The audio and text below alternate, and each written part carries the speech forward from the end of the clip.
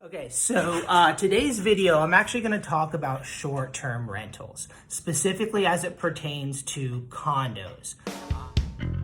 This is Real Talk in 60 seconds, providing quick, simple answers to your everyday real estate questions.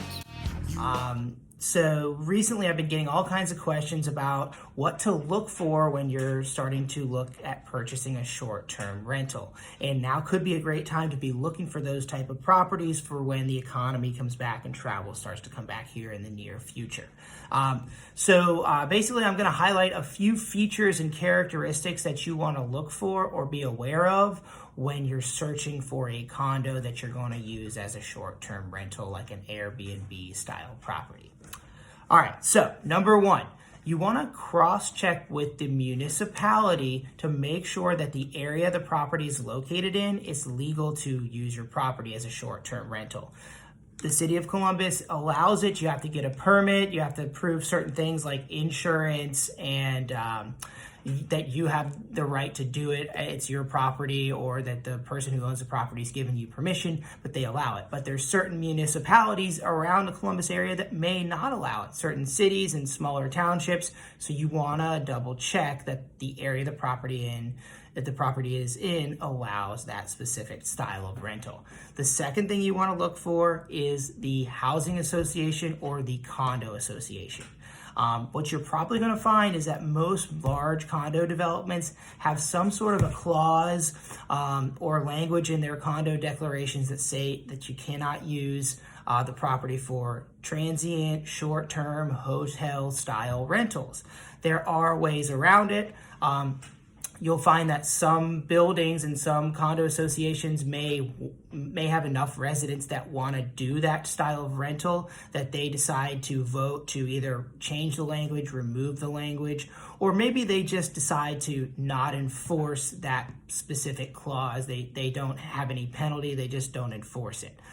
So you want to do some research and make sure that wherever you're buying into either allows it, or that you know what you're getting into. If they just look the other way on it, just know that, and maybe have an alternate plan, like as a long-term rental if you need to change or pivot. Now let's say that you can't find any buildings or developments that are allowing it.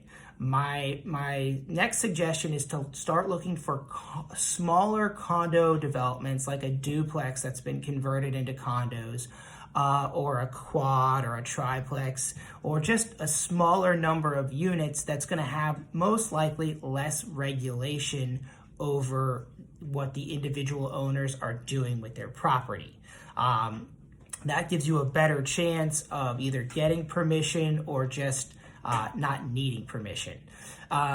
After that, I recommend looking at walk-up style, townhouse style units because they have their own individual entry point.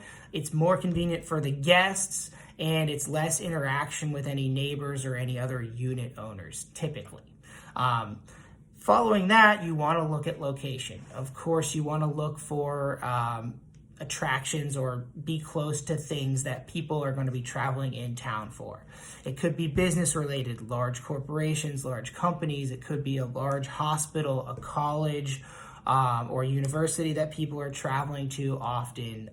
Maybe a concert venue or some sort of entertainment venue, as well as a downtown walkable area that has shops and bars and restaurants and things. Those are all big attraction points for people that are traveling, regardless of the location, specifically. So those are all good things to consider. You want to consider easy access to a highway or a freeway.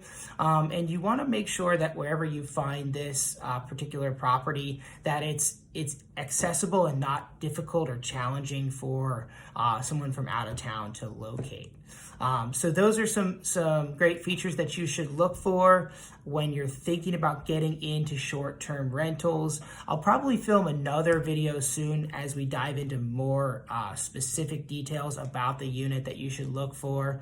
And of course, some of these things you can't specifically search and narrow down online. So it's great to get with somebody like myself who has experience in short-term rentals and can dive in a little bit deeper with the search process to help you really find the right type of property.